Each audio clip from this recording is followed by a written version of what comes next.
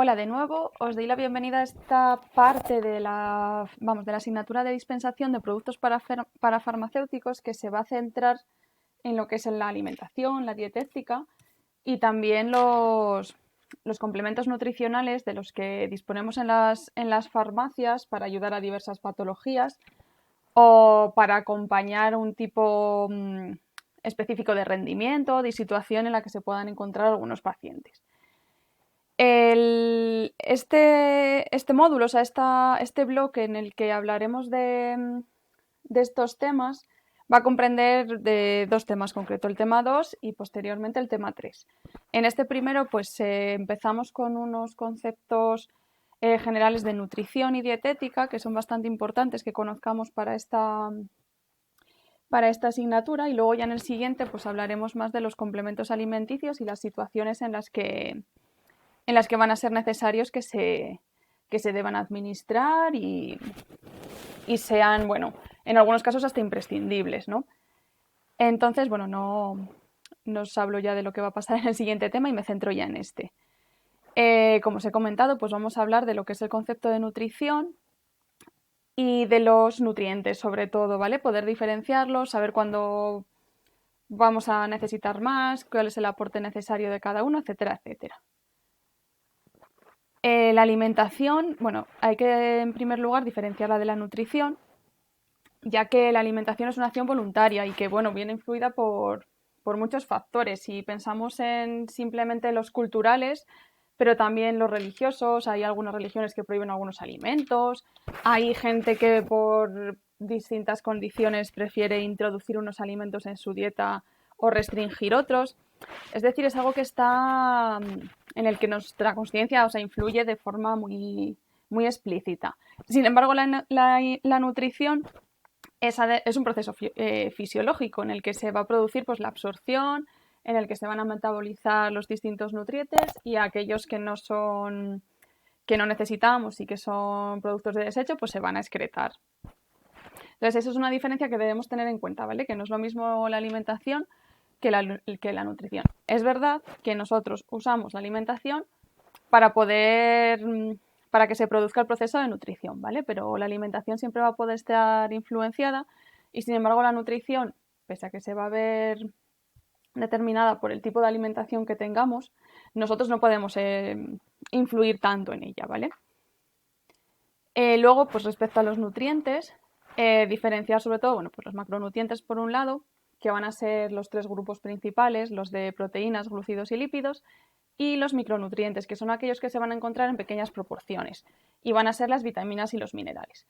Luego, fuera de ellos, porque es verdad que no se consideran nutrientes como tales, también vamos a considerar la fibra y el agua, que es verdad que hay que hacer un aporte bastante grande, o sea, se debería casi como considerar macronutrientes, pero como no aportan ni calorías, sino una especie de beneficio en su consumo, pero no de una forma tan directa, pues no se les considera nutrientes, ¿vale? Pero también vamos a hablar de ellos. Otra cosa que debemos tener en cuenta es lo que es el concepto de dieta equilibrada, que es aquella que va a contener todos los alimentos necesarios para que podamos tener un estado nutricional óptimo.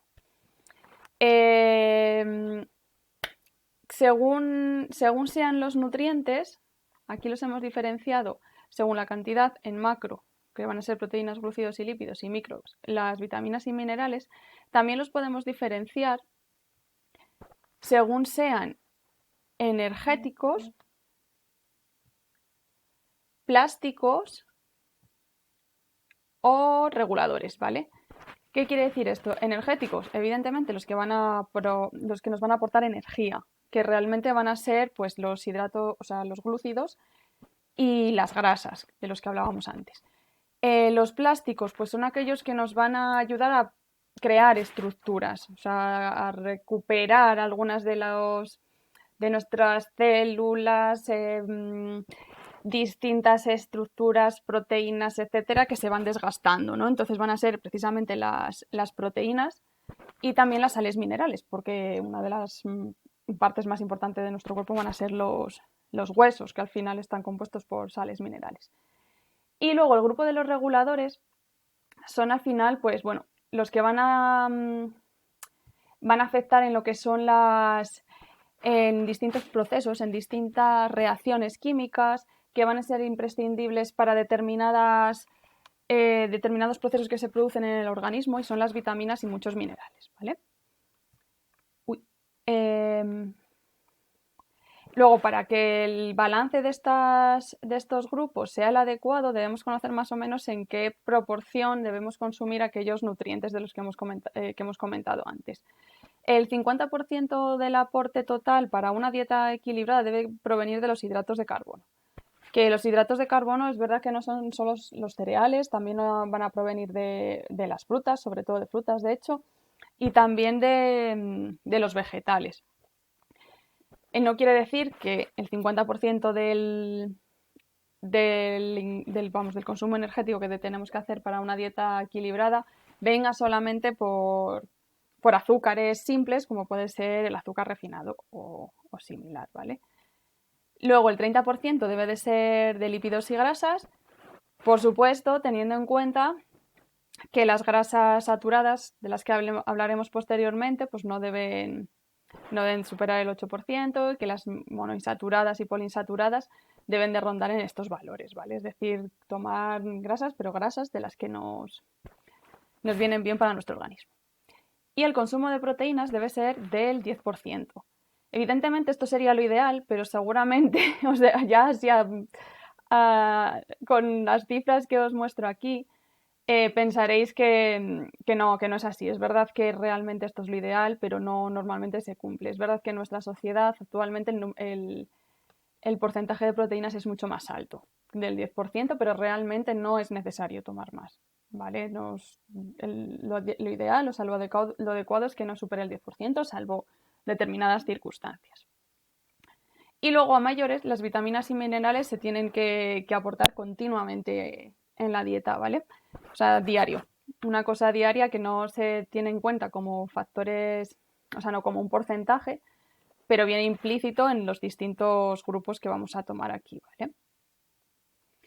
Bueno, luego recomendar siempre que el consumo de fibra debe rondar como los 25 gramos al día, puede venir de distintos hidratos de carbono, ¿vale?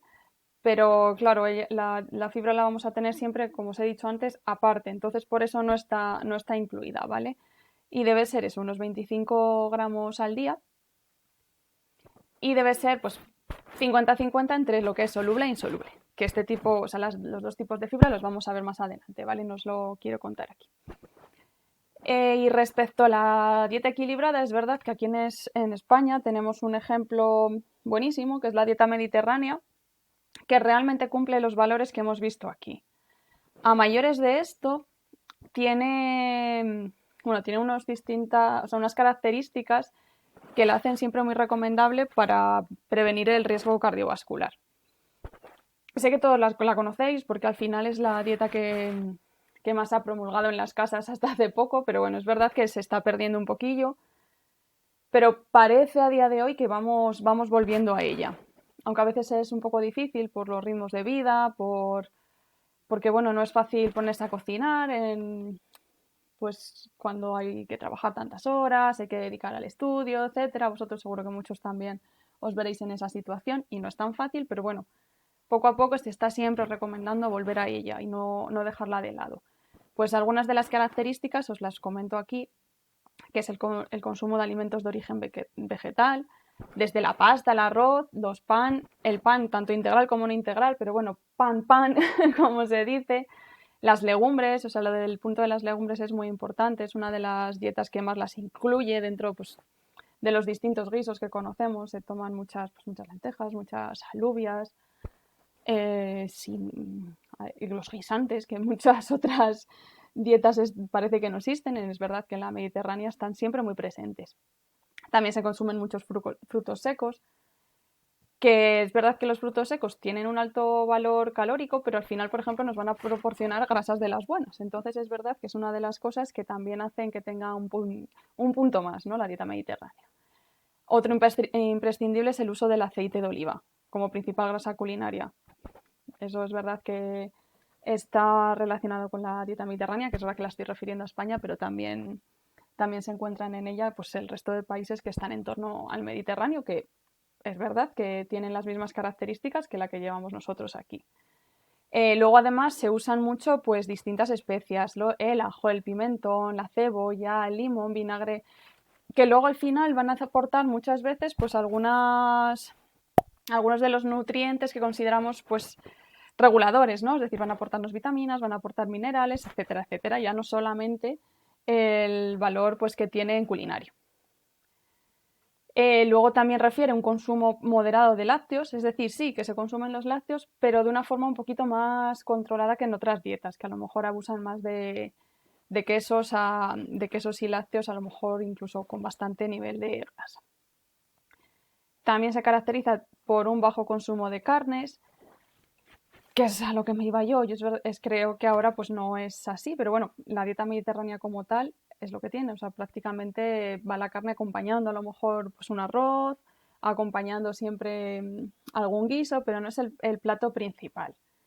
Y luego también muy importante lo de los alimentos frescos, incluyen muchas verduras y muchas frutas, ¿vale? Luego además se caracteriza por un consumo moderado de alcohol. Evidentemente o sea, no se debe consumir absolutamente nada de alcohol, pero en todas las dietas actualmente, prácticamente en todas, no en todas, eso es verdad, como un uso habitual entra siempre el consumo de alcohol. En el caso de la Mediterránea, este viene referido sobre todo al vino o la cerveza, que dentro de lo malo no es tan malo, ¿vale? Pero aún así, si tuviésemos que ponerle una pega a la dieta mediterránea es el consumo de alcohol que pueda haber, aunque no sea el más desfavorable, ya que el vino, pues bueno, entre que tiene bastantes antioxidantes, puede tener un poquito de efecto cardioprotector, pero claro, el alcohol no lo tiene, entonces al final sería lo comido por lo servido. Por eso que dejar claro que que ninguna cantidad de alcohol va a ser saludable, pero que en el caso de la dieta mediterránea es un consumo bastante bajo y de lo malo, pues bueno, lo mejor, ¿vale? Pero quiero que quede claro eso, que ninguna cantidad de alcohol es saludable, digo, porque esto quería que queda aquí un poco puesto, claro, como una característica, pero bueno, una característica, no precisamente la mejor. Luego aquí vamos a pasar a los distintos nutrientes. En primer lugar, pues los glúcidos, que como hemos dicho es la mayor parte que debemos aportar en nuestra dieta, en un 50%, es verdad que es mucho. Y bueno, la principal función es la de aportarnos energía. Es verdad que en la actualidad, en algunos casos, se recomienda un consumo menor porque es verdad también que las condiciones de vida también nos han cambiado un poco. Es verdad que antes normalmente los trabajos que se realizaban eran un poquito más físicos y últimamente pues se está reduciendo eso, pues es trabajo un poco más sedentario, hay mucho trabajo de oficina, mucho trabajo que no implica mucho movimiento. Pero aún así las cantidades no cambian, ¿vale?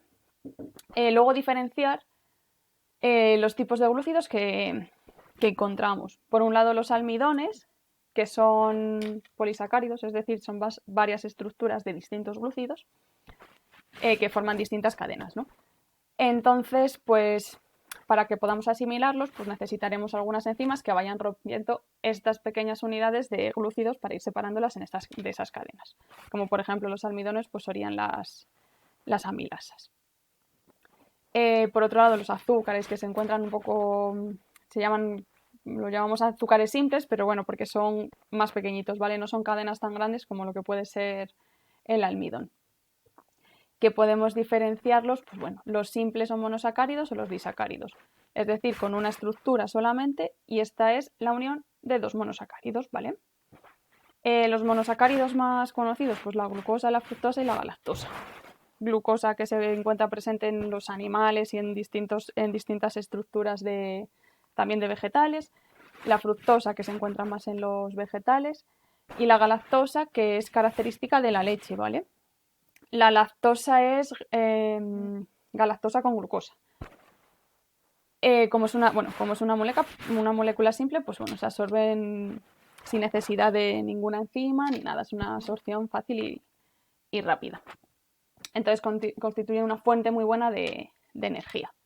Y luego los complejos o disacáridos, como os comentaba, disacáridos, pues al final son dos monosacáridos, dos azúcares simples unidos por un tipo de enlace.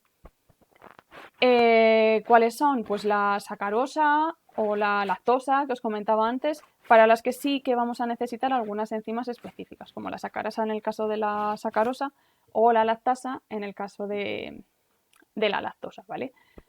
Esto, pues bueno, también me parece importante hablar de esta enzima porque al final es la enzima que o sea, que la gente que es intolerante a la lactosa va a tener disminuida, ¿vale? Me parece que es un concepto que tenemos que tener claro en la farmacia porque, bueno, nos vamos a encontrar con muchos pacientes que sean intolerantes y, bueno, que a lo mejor en un principio tampoco tengan muy claro qué es lo que les pasa y demás, o que encuentren algún tipo de producto en el que ponga que no tiene lactosa, pero resulta que tiene leche, pero luego pone que tiene lactasa. Entonces, pues saber un poquito explicar también al paciente que, que su problema es que no puedo digerir el disacárido lactosa, es decir, el no lo puedo dividir por ausencia o que directamente no tenga tantas unidades de esta enzima, ¿vale? De la lactasa.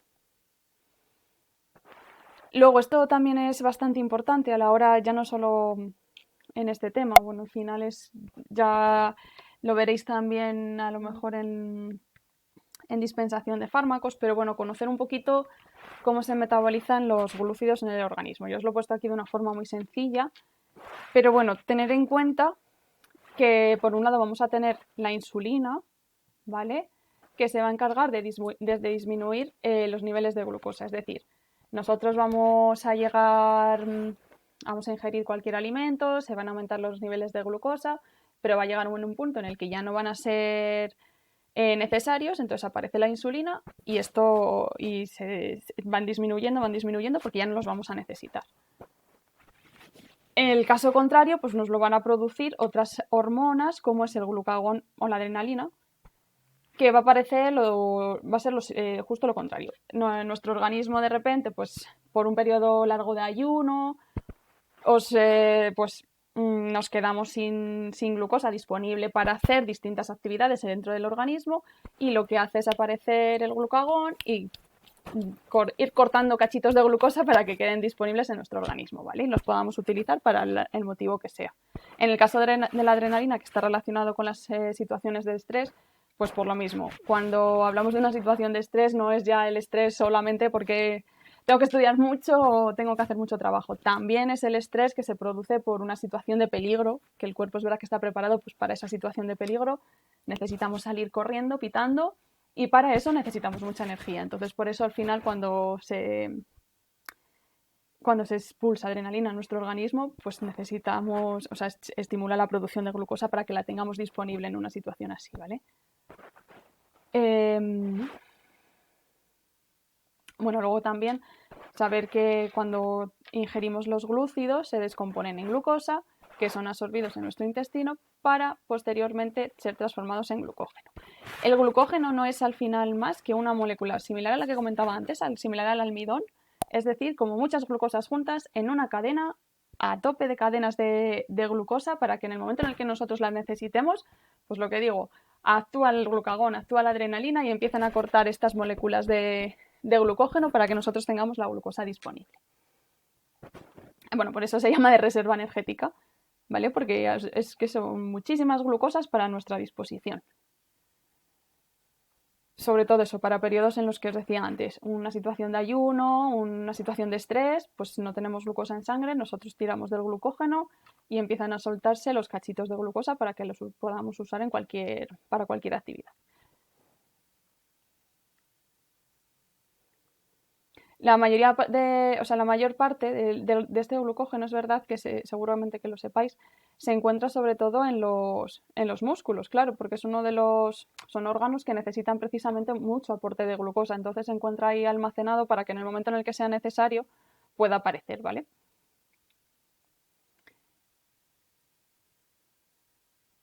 Bueno, claro, es verdad que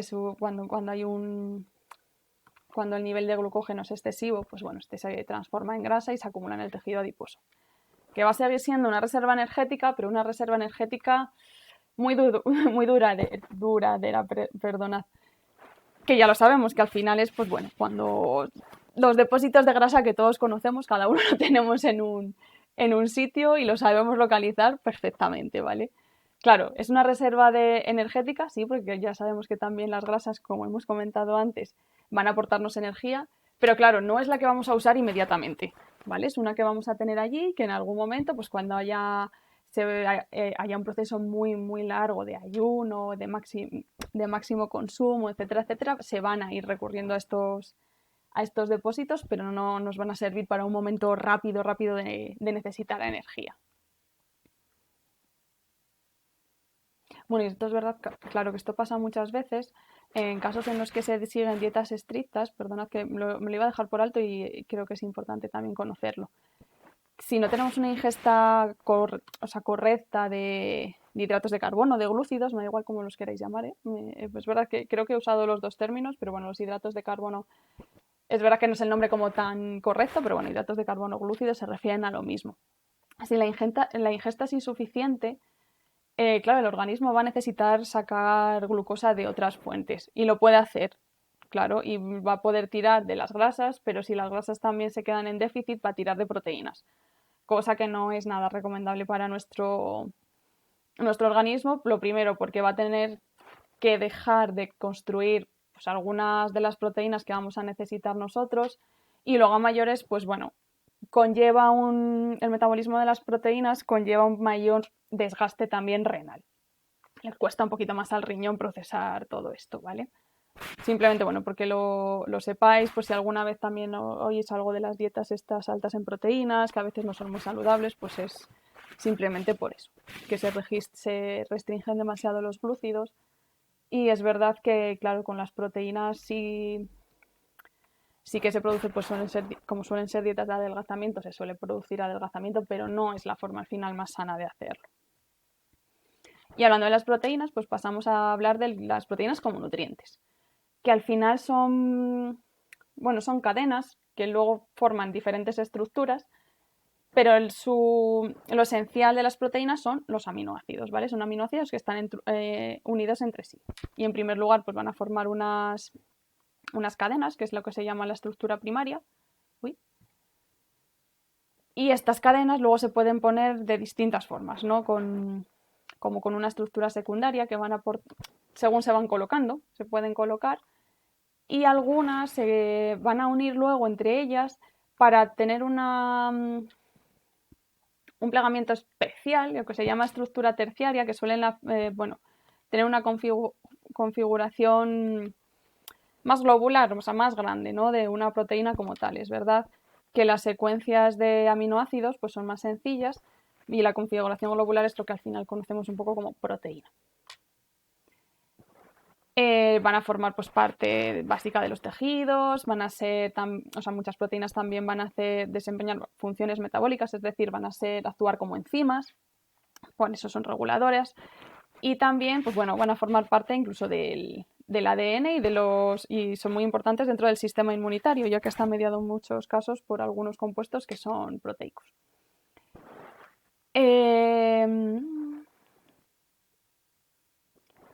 Luego, las proteínas las vamos a poder administrar a nuestra dieta, bien obteniéndolas con alimentos de origen animal o también de origen vegetal. Vale, los podemos obtener eso, de origen animal y origen vegetal. El origen animal, pues bueno, ya conocemos, carnes, pescados, con aves, pues en las carnes de pollo, de pavo, etcétera, etcétera, en los huevos, en los lácteos, es decir, leche, queso, yogures, kéfir y todas estas cosas que usan leche, etcétera. Suelen ser las de origen animal, pues grandes, complejas y con una cantidad diversa de aminoácidos, ¿vale? Lo único que es verdad que suelen ser un poquito más difíciles de digerir que las de origen vegetal. Aunque bueno, son características generales que siempre podéis encontrar distintas, algunas de las de origen vegetal también pueden llegar a ser un poquito difíciles de digerir porque no sé si conocéis algunos de los derivados que hay de soja que están hechos para que precisamente la soja se pueda digerir un poquito mejor, o sea, que es verdad que hay un poquito de todo. Y luego las de origen vegetal, pues que las podemos encontrar en los frutos secos, la soja, las legumbres, es verdad que son una fuente muy importante de de proteínas. De hecho, cuando, cuando encontréis pacientes que están empezando con una dieta vegana o con una dieta vegetariana, es verdad que muchas veces nos olvidamos de las legumbres y es o sea, en estas personas es una fuente muy importante, ¿vale? Una fuente muy importante de proteínas que no deben obviar, sobre todo en estos casos, ¿vale? Y luego también en los champiñones, que tienen muy poquitas. Es verdad que los champiñones o cualquier tipo de seta suelen tener poca cantidad, pero luego suelen ser proteínas que, al igual que las de origen animal, pues que presentan la mayoría de aminoácidos, ¿vale? Por eso me gusta poneroslos, porque es verdad que no es un alimento altamente proteico, pero al final nos van a aportar la mayoría de los aminoácidos que necesitamos. Lo ideal es que hacer pues una combinación de ambas. De hecho, pues bueno, a día de hoy ya sabemos que se puede seguir una dieta con proteínas de origen vegetal sin ningún problema, teniendo en cuenta algunas vitaminas que pueden faltar, pero a nivel de proteínas, siguiendo eso, una combinación de ambas o solamente origen vegetal, no hay ningún problema. De hecho, siempre hay que meter algo de origen vegetal y no solo que quedarnos con, con lo animal, ¿vale? Porque al final los vegetales también nos van a aportar distintas cosas. Pero bueno, la cosa es combinarlas bien y en caso, pues lo que os comentaba, que en dietas veganas o vegetarianas simplemente priorizar determinados alimentos y darles una importancia a lo mejor más grande que si tuviésemos una dieta omnívora. Luego tener en cuenta, pues lo que os decía, lo de los aminoácidos esenciales, que son aquellos que nosotros no vamos a poder sintetizar. Es decir, por muchas proteínas que nosotros comamos, sean animales o vegetales, hay algunos que no se pueden sintetizar por sí mismos, entonces los tenemos que ingerir. Va a ser el triptófano, la lisina o metionina. Y están en ambos, ¿eh? O sea, es verdad que no vamos a encontrar ningún problema. Pero bueno, tener en cuenta eso, que hay algunos que como no los podemos sintetizar, siempre van a tener que ser ingeridos.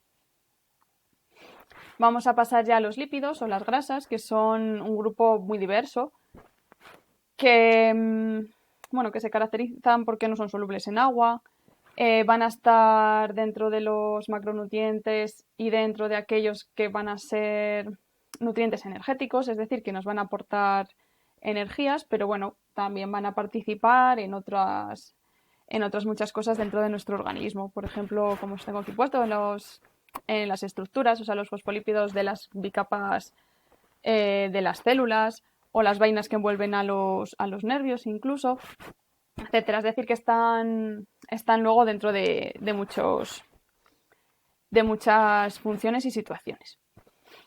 Bueno, como comentábamos también antes, es verdad que las primeras reservas que teníamos iban a ser las de glucosa transformada en glucógeno y que luego la siguiente reserva energética la iba a formar las grasas, ¿vale? Lo que es además el tejido adiposo.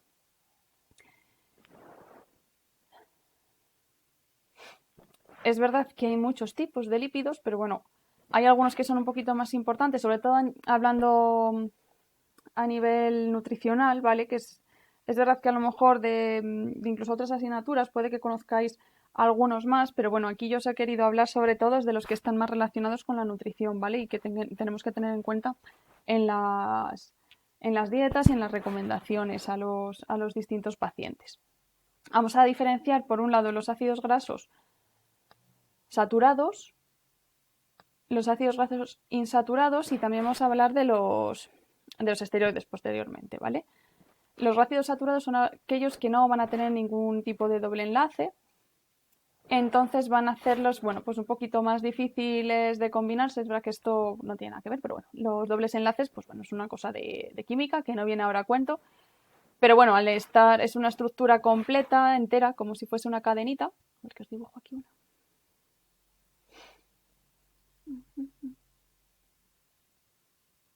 Aquí. Así. Y como no hay doble enlace, pues esta cadena es así continua y continua. Entonces eso lo va a decir un poquito más, o sea, van a ser más difíciles de romper. O sea, y la hidrólisis al final es la ruptura. Entonces también van a ser más difíciles de absorber y de asimilar. ¿Qué va a pasar con los insaturados? Pues al contrario, aprovecho y os hago un dibujito. En vez de estar así, al tener dobles enlaces, pues cambian las formas. Bueno, no quiero seguir que os lo estropeo un poquito, pero bueno, los va a hacer un poquito más fáciles de hidrolizar, ¿vale? Entonces, lo que os quería yo comentar, los ácidos grasos saturados son los que van a estar en los productos animales y también se van a caracterizar porque van a ser sólidos en apariencia, a temperatura ambiente nos van a parecer como sólidos, ¿vale? Esto es verdad que parece una bobada, pero nos hace bastante fácil su identificación, porque a la hora de conocer los ácidos grasos saturados, pues es que ¿qué quiero? Voy a ir al supermercado a por ácidos grasos saturados e insaturados, pues ya está, los que van a estar a temperatura ambiente como sólidos van a predominar los ácidos grasos saturados. Por ejemplo, entonces, las mantequillas, o sea, todas las mantequillas, mantecas, etcétera. Luego los aceites de palma, el aceite de coco, también van a contener un número de ácidos grasos saturados muy alto, ¿vale? También va a estar muy alto en productos también, pues eso, los animales, como la leche entera, las carnes, los quesos, sobre todo los que son más curados, son de los que lo van a presentar, etcétera, ¿vale? Pero bueno, que es verdad que lo de la temperatura ambiente parece una bobada, pero bueno, nos hace fácil identificarlos. O sea, así sabemos muy bien cómo van. Y luego, pues los ácidos grasos insaturados, los que comentaba antes, que tenían dobles enlaces en sus estructuras, los van a hacer un poquito más fáciles de hidrolizar. Y bueno, van a tener una serie de propiedades características que seguro que ya muchos conocéis, que los hacen bastante importantes en lo que es la nutrición. Dentro de los insaturados debemos de diferenciar los monoinsaturados, es decir, que van a tener solamente un doble enlace, y luego los poli, que como el propio nombre indica, van a tener varios dobles enlaces. Pueden ser 2, pueden ser 4, pueden ser incluso 6 o incluso 9. No tenéis que saber el número como tal, pero bueno, que van a tener varios. Dentro de los monoinsaturados, uno de los más importantes es el ácido oleico, porque también es muy importante, es el que está sobre todo en el aceite de oliva, que hemos hablado también antes del aceite de oliva en la dieta mediterránea. Es verdad que es uno de los ácidos grasos más importantes y que debemos incluir en las dietas, siempre, porque va a contribuir a no solo el valor que va a tener nutricionalmente como una grasa, el aporte de energía, sino que también va a colaborar van a hacer como un efecto cardioprotector, así dicho un poco muy rimbombante, porque va a ayudarnos a reducir el colesterol, ¿vale? Es muy importante también conocer estos datos. Poliinsaturados, pues van a tener también propiedades muy parecidas, ¿vale? Y en este caso podemos dividir los omega 6, que están sobre todo en aceite de girasol, o los omega 3, que van a estar en los vegetales también, pero es verdad que son muy abundantes en los pescados. Por ejemplo, el salmón, estos pescados que son grasos y van a ser muy ricos en estos tipos de aceites. Aceites no, ácidos grasos. E igual, son muy importantes cuando hablemos de dietas saludables, que el aporte de grasas que se realice sea principalmente de ácidos grasos insaturados, ¿vale? No de los saturados, que predomine siempre el de los insaturados. ¿Por qué? Esto es lo que os lo cuento aquí un poco, pero bueno, es lo que os he dicho. Bueno, y a mayores, claro, comentaros, perdonad, los que se denominan ácidos grasos esenciales, que también, igual que hablábamos de los aminoácidos, nosotros no los podemos sintetizar, y son el ácido linoleico, que es uno de los omega 6, y el alfa linolénico, que es uno de los omega 3, que son muy importantes, pues bueno, a nivel de coagulación, de inflamación, y por lo que os comentaba, como los otros, para disminuir la concentración de colesterol en sangre. Y claro, los vamos a poder incluir siempre que tomemos alimentos que sean ricos en ácidos grasos, tanto poliinsaturados como monoinsaturados, ¿vale? Por eso, priorizar siempre aceite de oliva, por supuestísimo, y luego pues los alimentos que puedan aportarnos grasas, pero que sean de origen vegetal o incluso de pescados.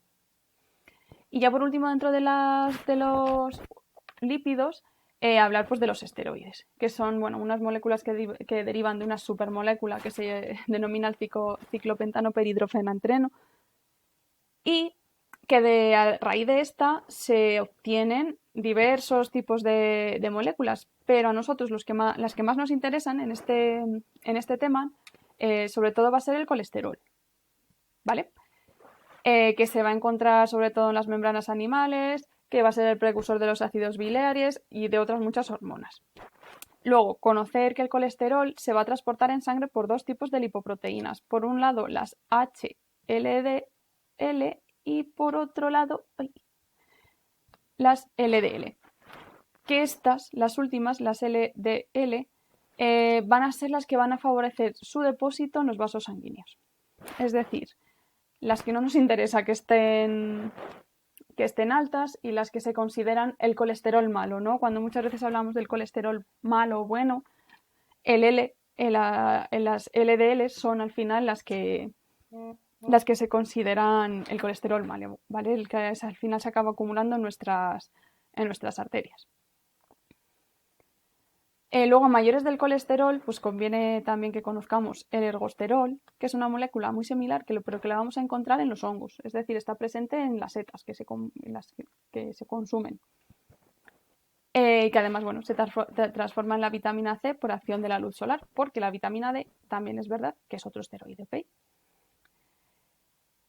Que además no tiene nada que ver con los efectos de colesterol, al revés. Es una molécula muy, muy interesante.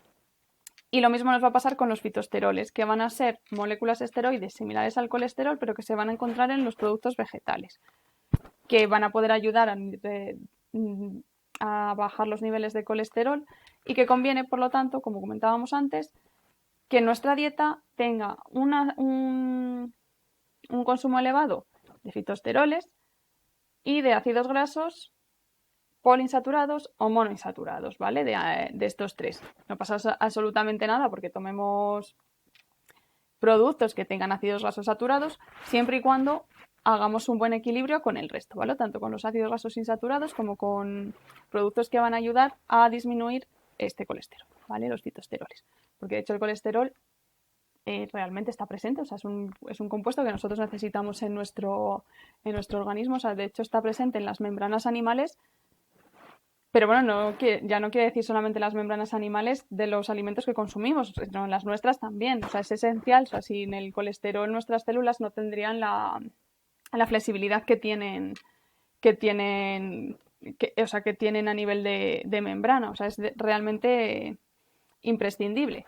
Pero claro, no quiere decir que nos tengamos que atiborrar. Con que comamos un poquito lo conseguimos que estén nuestras células y ya está, no hay ningún problema.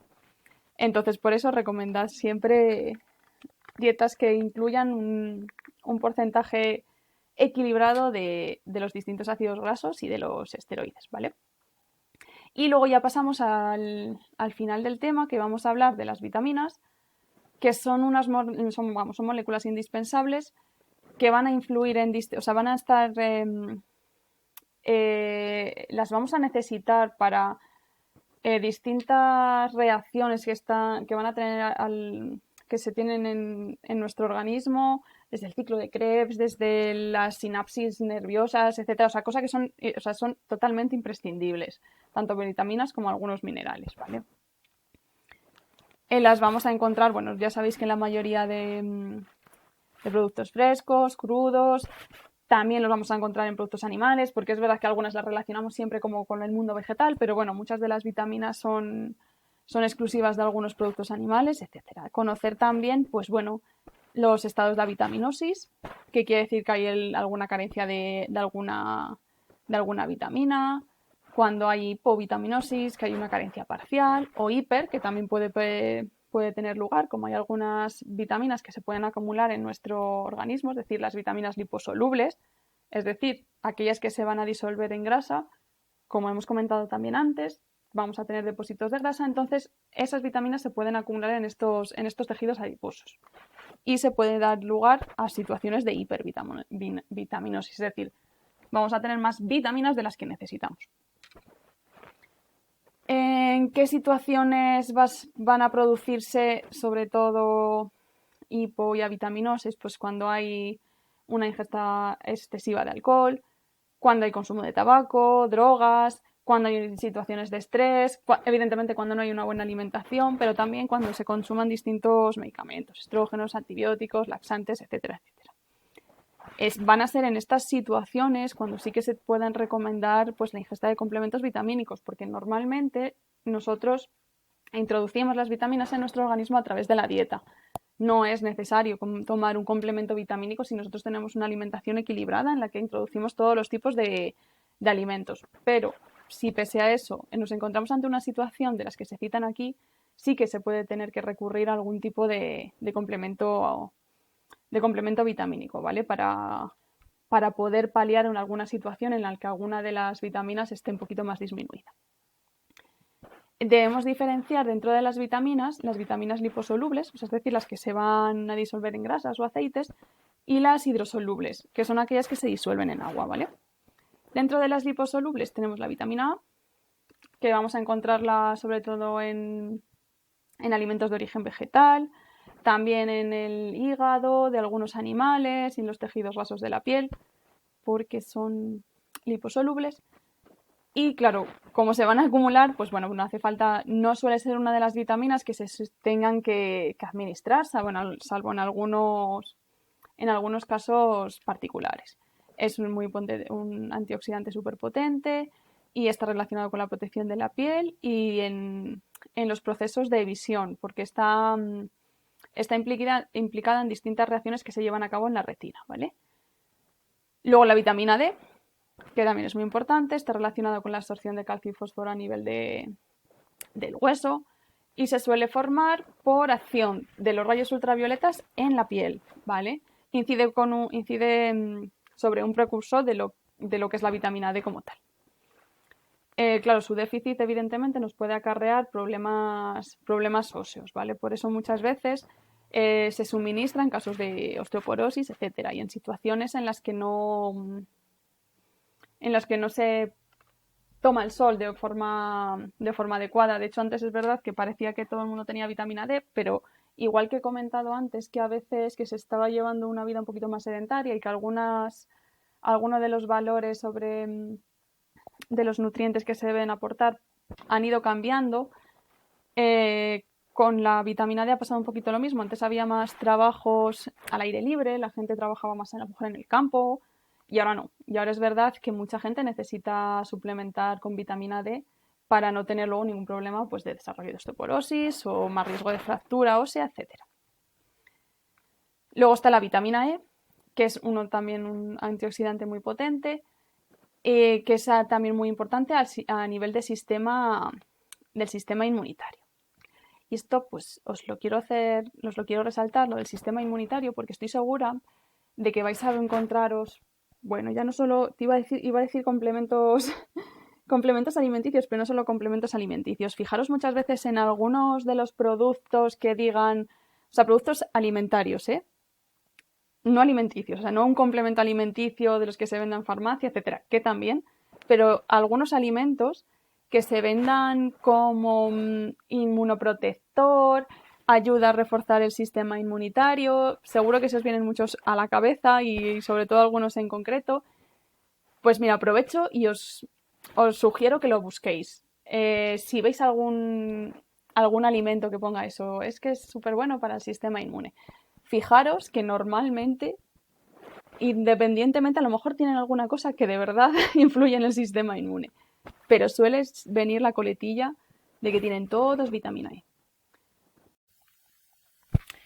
Y esta vitamina E es la que al final va a dar como ese papel de protección inmunitaria, que tampoco es así, sin embargo es verdad que la vitamina E es imprescindible para que el sistema inmunitario funcione bien. Entonces eso, os invito a que os fijéis, porque seguro que se os vienen muchos a la cabeza y ya veréis, hacedme caso y os daréis cuenta de que la mayoría de ellos tienen este apunte de la vitamina E, ¿vale? Continúo que me pierdo un poquillo. Luego la vitamina K, que es la que,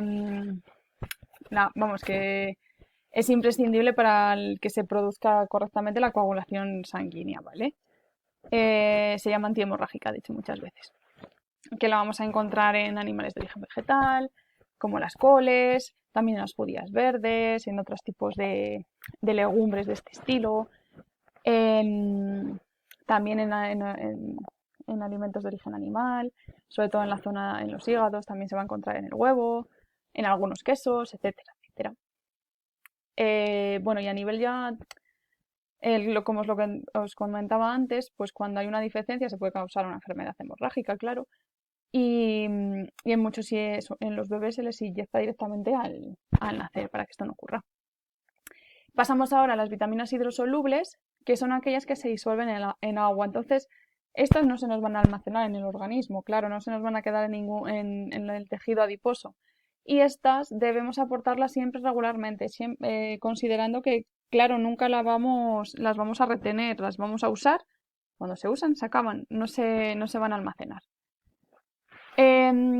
Si por cualquier situación nosotros las tomamos en exceso, por otra parte, no van a tener ningún problema porque aquellas que vayan en exceso pues se van a eliminar por orina, o sea que no va a haber problemas en ese sentido.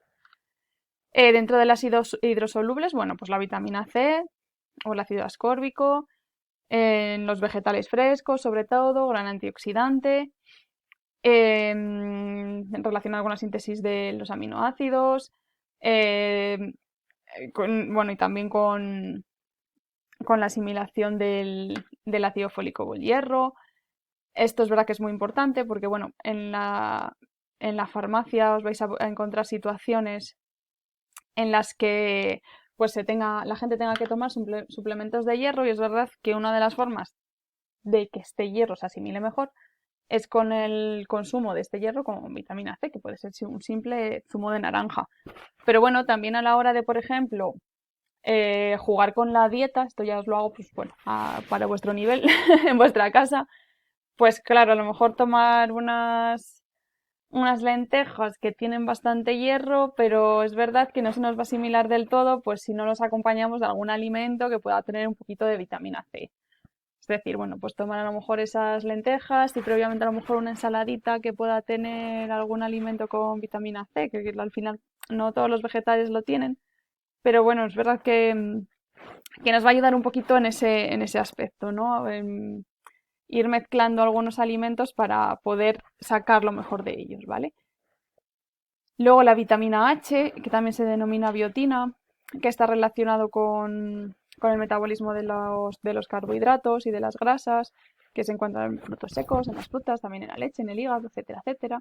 El grupo de las B, que es verdad que son muchas y las he puesto todas juntitas porque están muy relacionadas, ¿vale? Pero bueno, suelen estar todas siempre, se suelen administrar de forma conjunta, ¿vale? Y por eso las tengo aquí juntas.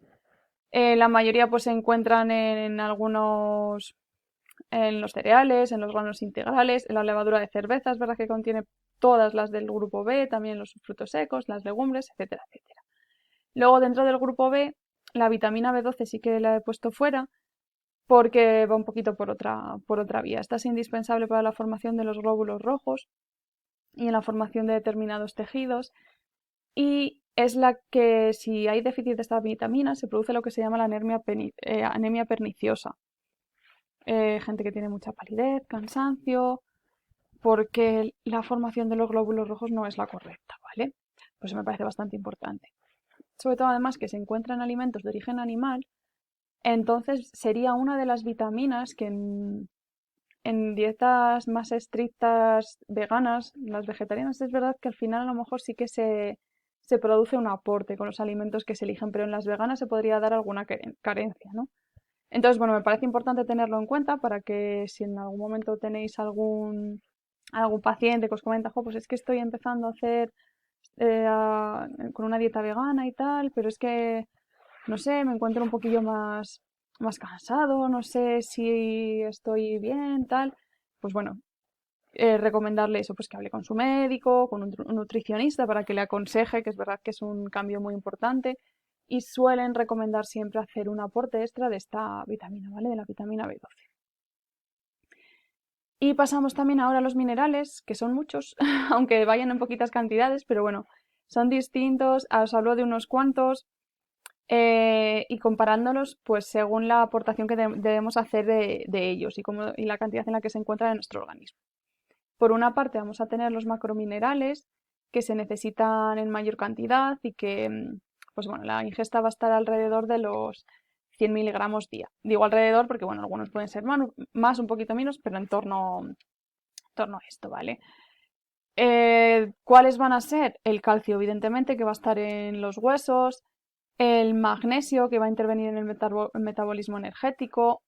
También me parece importante hablar del magnesio porque es uno de los minerales que sí que a veces también hay que hacer algún aporte, sobre todo en los deportistas, porque tienen un desgaste, o sea, un desgaste de este mineral, porque al final requieren, o sea, están haciendo una actividad energética más exigente que personas que no practican tanto deporte, entonces a veces sí que es recomendable la administración de este mineral.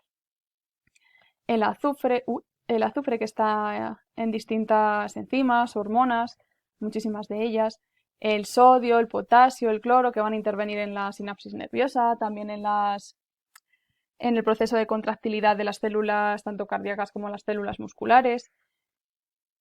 Y luego vamos a pasar a lo que son los microminerales que ya se van a encontrar en unas cantidades menores a los 100, ¿vale? A los 100 miligramos al día.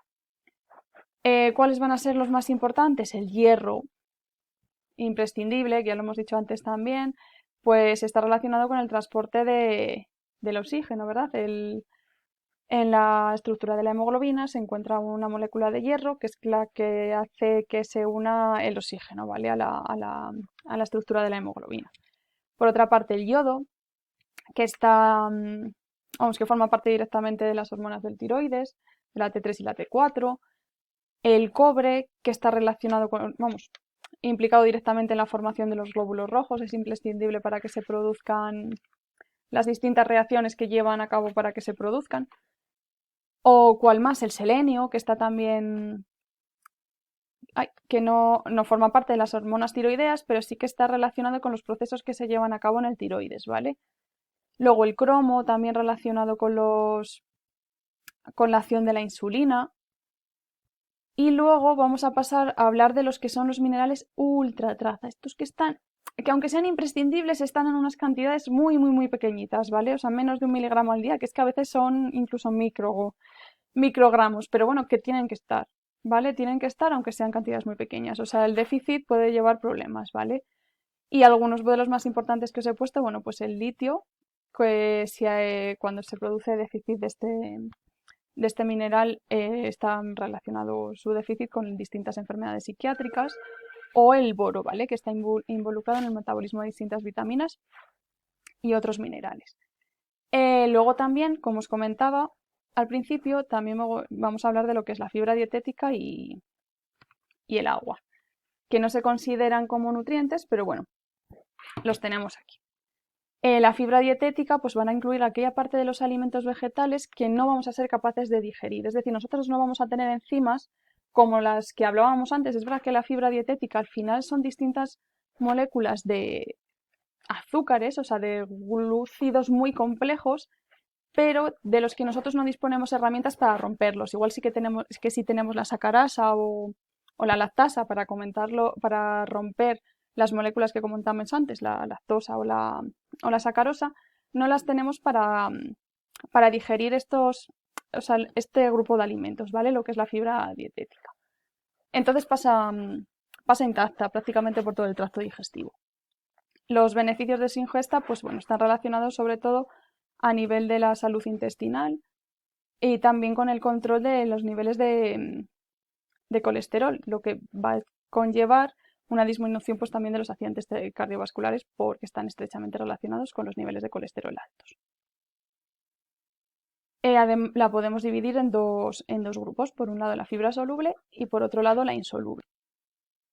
La fibra soluble es la que se puede disolver en agua y forman pues una especie de masa gelatinosa, ¿vale? Que ayuda pues tanto a reducir los niveles de colesterol como los de glucosa en sangre, porque van a dificultar un poquito su absorción a nivel intestinal.